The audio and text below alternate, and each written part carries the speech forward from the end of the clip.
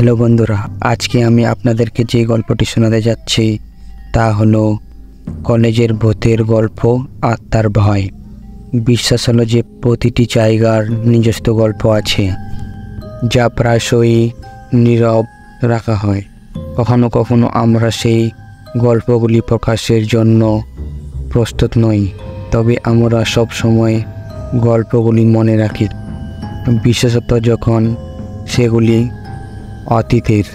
এটি একটি ছাত্রের গল্প যে তার কলেজের সময়কালে একটি ভীতিকর ঘটনার সম্মুখীন হয়েছিল। চলুন তাহলে বেশি কথা না বাড়িয়ে গল্পটা শুরু করা যাক। কলেজের ভৌতিক কাহিনী সেই সময়ের থেকে যখন দীপ্তি নামে এক ছাত্রী পড়াশুনোর জন্য শহরের কাছে অবস্থিত একটি বড় কলেজে ভর্তি হয়েছিল। দীপ্তি একজন অত্যন্ত বুদ্ধিমান এবং উৎসাহী ছাত্রী ছিলেন, যে তার পড়াশোনায় নিমগ্ন থাকাকালীন সময়ে সময়ে আকর্ষণীয় আবিষ্কারে নিজেকে হারিয়ে ফেলেছিলেন। সে তার নতুন জীবনের শুরুর জন্য প্রচণ্ড উত্তেজনা নিয়ে অপেক্ষা করছিল। প্রথম দিন থেকেই সে কলেজে নতুন বন্ধু বানাতে শুরু করে। পূজা নামে এক মেয়ের সঙ্গে তার বন্ধুত্ব হয়। পূজা একজন হাসিখুশি ছাত্রী ছিল, যার সাথে সময় কাটানো দীপ্তির জন্য খুব আনন্দের ছিল। তারা দুজনে একসাথে পড়াশোনা শুরু করে এবং তাদের বন্ধুত্ব দিনে দিনে দৃঢ় হতে থাকে। একদিন পূজা দীপ্তিকে কলেজের পুরনো ভবনের কথা বলে। তিনি বলেন, ভবনটি বহু বছর ধরে খালি রয়েছে এবং এর চারপাশে অনেক অতীতের গল্প বলা হয়েছে। দীপ্তি হাসতে হাসতে পূজার কথা শুনে অস্বীকার করলেও নিজেই চিন্তিত হয়ে পড়ে। সময় কেটে যায় এবং একদিন দীপ্তি এবং পূজা আবার একই কথা বলতে শুরু করে। পূজা দীপ্তিকে বলেন, কিছু লোক বলে যে এই ভবনে রাতে অদ্ভুত আওয়াজ হয় এবং সেখানে কিছু আশ্চর্যজনক ঘটনা ঘটে।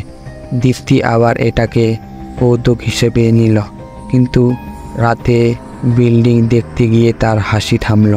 উৎপর রাতের আধারে তিনি ভবনটিকে এমনভাবে দেখলেন যেন তিনি স্বপ্নে আছেন এবং মনে হলো কেউ প্রয়োজনে তার জন্য অপেক্ষা করছে।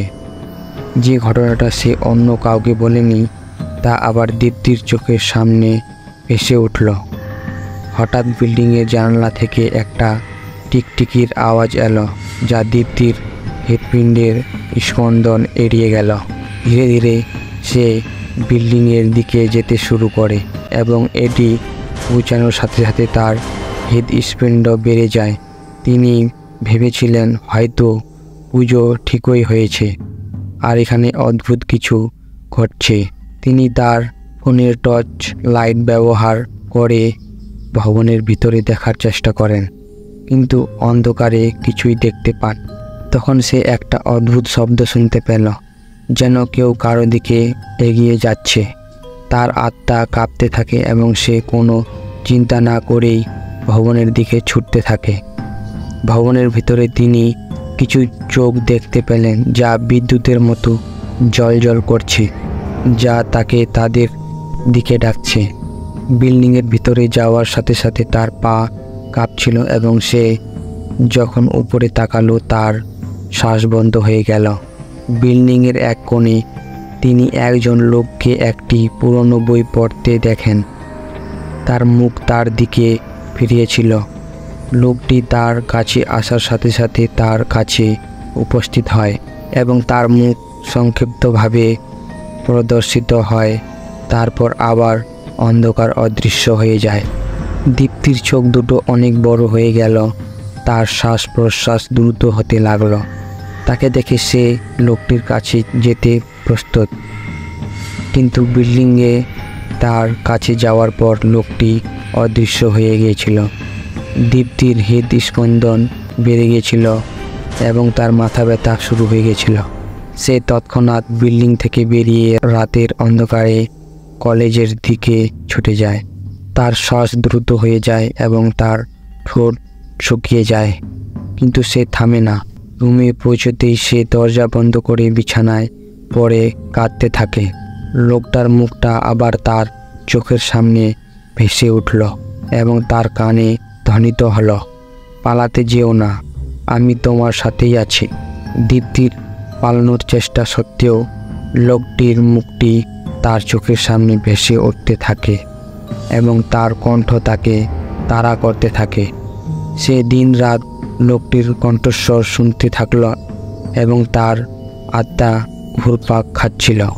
দীপ্তি অবশেষে সিদ্ধান্ত নিল যে সে এই ভয়ঙ্কর পরিস্থিতি থেকে বেরিয়ে আসবে। তিনি একটি পুরনো বইয়ের মধ্যে একটি জাদু বানান খুঁজে পেয়েছিলেন এবং এটি ব্যবহার করেছিলেন। মন্ত্রের সাহায্যে তিনি লোকটিকে তার জগতে ফেরত পাঠালেন এবং ভূতের আওয়াজ বন্ধ হয়ে গেল। সেই দিনই তার রুমের দরজা খুঁজতে গিয়ে দীপ্তি সেই পুরনো বইটি খুঁজে পেয়ে ব্যাগে রেখে দেয়। তিনি কখনোই সেই বিল্ডিংয়ের জন্য আকাঙ্ক্ষা করেননি এবং তার কলেজ জীবন শান্তি ও সুখে পূর্ণ ছিল। এই কলেজের ভুতুড়ে গল্প দীপ্তির আত্মায় এক অন্য আকর্ষণীয় তৈরি করেছিল, যা সে কখনো ভুলতে পারেনি।